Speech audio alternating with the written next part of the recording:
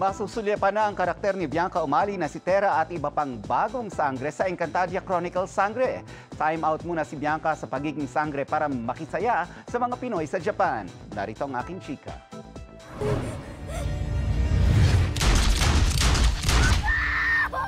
Naganap na ang propesiya sa kapusong mega series na Encantadia Chronicles Sangre. Si Akil at anak ni Danaya na si Sangre Geya, parehong pinaslang ng mga taong gahaman sa ginto.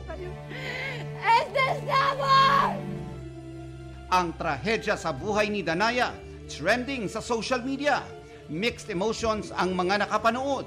Lalo't ipinasilip na rin ang pagdating ng mga bagong sangre sa susunod na linggo. Kabilang dyan si Sangre Tera, ang magiging anak ni Danaya na ginagampanan ni Bianca Umali. Excited na raw si Bianca na lumalim na ang kwento ng Telefantasya dahil hindi raw dapat palampasin ang mga mangyayari sa mga karakter. Overwhelming pa rin yung pakiramdam. Isang linggo na kaming minamahal ng mga tao.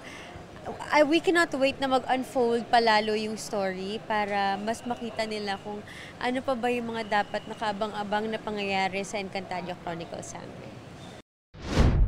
Nasa Japan ngayon si Bianca para sa Pistang Pilipino 2025 sa Minasakay sa Osaka para ipagdiwang ang Philippine Independence Day doon kasama ang mga global Pinoys.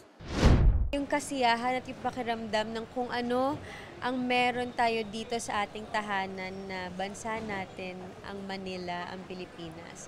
Yun yung excited akong dalhin. Kasama roon ni Bianca si Kera Mitena, Rian Ramos, at kapuso actor-comedian na si Kokoy De Santos.